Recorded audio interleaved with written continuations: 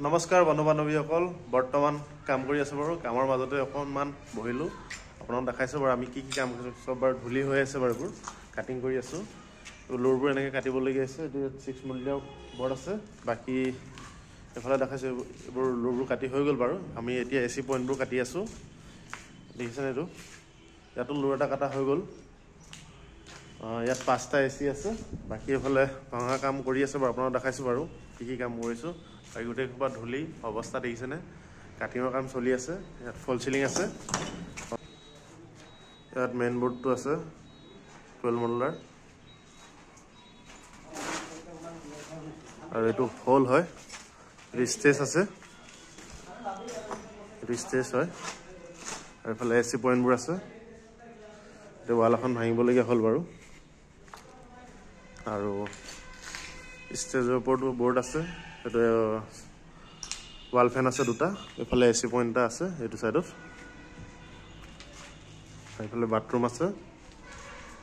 আৰু এটা guest room হ'ব এতে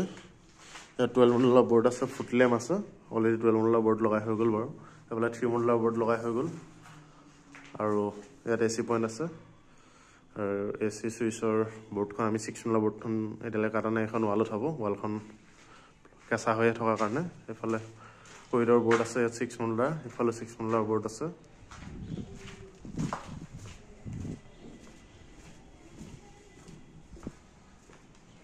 ইয়াত দুটা এসি আছে এটো ডাইনিং হল হয় ইয়াত এখন 12 মডেলৰ বোৰ্ড আছে এটো পাইপ লগাই হৈ গ'ল আৰু এফালে এখন 12 মডেলৰ বোৰ্ড কাটিব আছে এটা এসি পইণ্ট আৰু এটা এসি পইণ্ট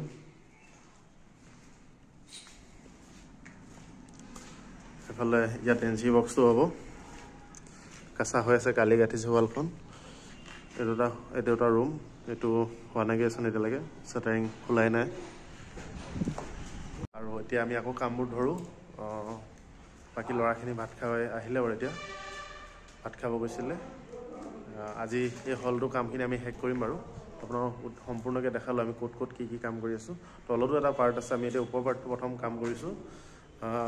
ধুলি গতে মুখ গাল সব ধুলি হৈ আছে বুজিছেনে ধুলি হৈ আছে আৰু আমাৰ ইয়াত আজি যিমানখিনি বোৰ্ড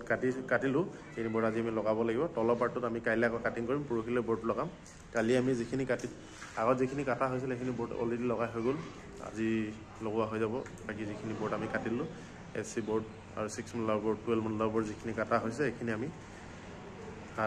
লগোৱা হ'ব আৰু অকমান কাটিব আছে মই এটা কাটিং কৰো আৰু এজনে কাটিং কৰিব দুজনে কাটিং কৰি আছে ভাল পালে লাইক কমেন্ট শেয়াৰ আৰু সাবস্ক্ৰাইব কৰি দিব আৰু ফেসবুক পেজটো ফলো কৰি দিব আপোনালোকে ধুনীয়াকৈ সদায় আমি ভিডিঅ'বোৰ এনেকৈ দি গৈ আছো আৰু